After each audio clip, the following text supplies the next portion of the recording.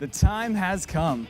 All week, the anticipation was building on what would happen when Peyton Manning takes the field against his former team. Although Metro was picked third in the RMAC preseason poll, they were picked out of the top 25 for the first time in a long time. 5 new players come in and try and repeat what the Roadrunners did last year. And for the returners, it's just another season with high expectations and a chance to reach the national stage once again. So many great Australians have made their mark here at Metro State, and with the success of the program, it's no wonder that Aussies continue to make their way to Denver year after year.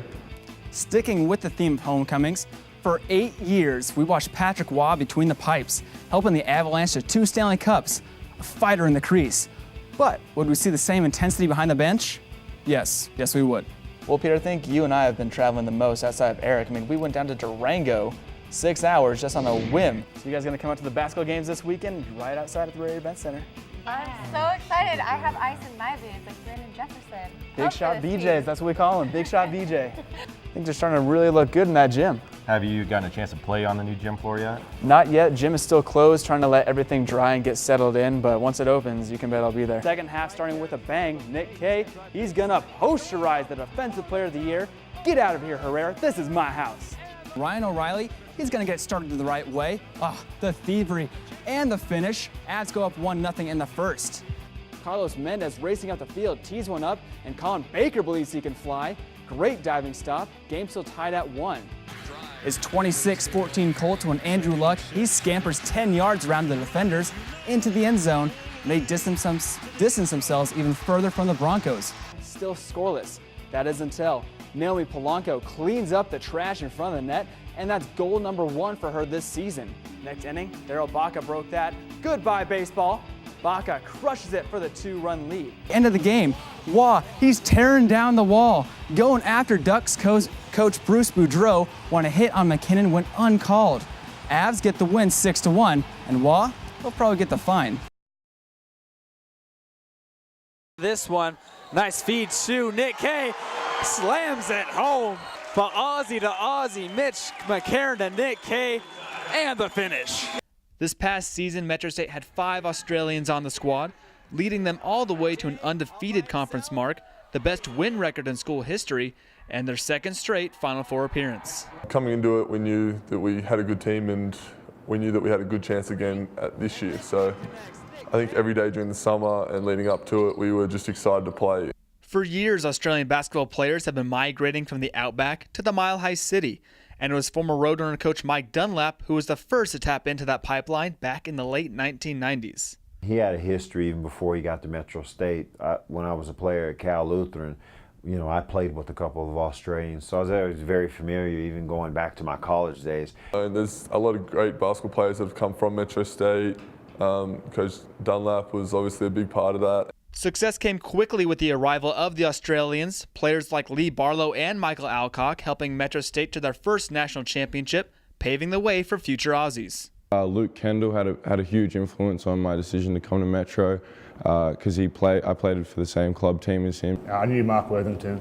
I've known him from the past, but just everyone else, such as Luke Kendall and all that. That first wave of Australians was just the beginning of something special, as names like Worthington, Kendall, and Wagstaff emerged to continue the proud tradition of Metro State basketball. As long as we have an opportunity to go get a good player over there, we're going to go get a good player over there.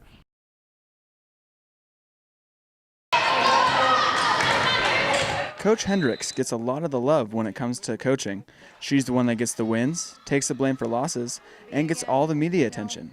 What people don't know is that she doesn't do it alone. I think they're 2 extremely fine people, both strong character people, and they've done a lot to enhance the quality of the athletes' experience here, my experience, and our program as a whole. The volleyball team has 2 assistant coaches, Lisa Axel and Gavin Markovitz, and while you may have seen them on the sideline, you probably have no idea what they do. My role, I do a lot of recruiting. On the court, I work a lot with the blocking, the outside hitters, and things like that. So I also oversee part of our academic program and things like that. My role tends to be a little bit more of the relationship coach, so I'm the ones that the players talks to more and relates to more. On the court, I do a little bit more middle blocking training, so I work with Julie and Shane and Kaylee and Audrey and Dalia, our middles, and do a lot of their training specifically. I also work with the setters, making sure that they're kind of doing things the way we want to do things. The assistant coaches work closer with the players, but it might be the players who appreciate them the most. Team wouldn't really be a team without them because that's all I'm used to. They've been here for my full 4 years, so we wouldn't be complete without both of them. While Axel and Markovitz love it here at Metro, success is bound to pull them away. At some point I would like to be a head coach. I'm not rushing into it. I enjoy being here at Metro, so the right job would have to open up for me to leave, but at this point I'm happy at Metro. I think for me, after 6-7 seasons, it's probably time to look at other options, either being a head coach or maybe going Division I assistant coach, just seeing what other options are out there. I think they're both going to eventually be head coaches, and they'll have the opportunity to be the figurehead. Kevin Hall, Met Report Sports.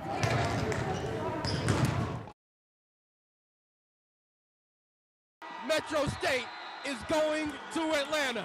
The Roadrunners knock off the #1 ranked West Liberty Hilltoppers. The giant has fallen. While the team would end up losing in that national championship game by 1 point, the 2012-2013 season was one that won't soon be forgotten. Nor should it. When you come up a little bit short in a game of that magnitude, it'll always kind of stay with you. It's an individual thing, though. You deal with it individually. One of those individuals is senior guard Brandon Jefferson. The hero of so many big games last year was recently named the RMAX Preseason Player of the Year. I was excited. I mean, it's 4 years of hard work that I put in here at Metro State. I know what I need to do. I mean, I got great teammates and great coaching staff that's going to put me in the right positions to succeed, so I'm no pressure.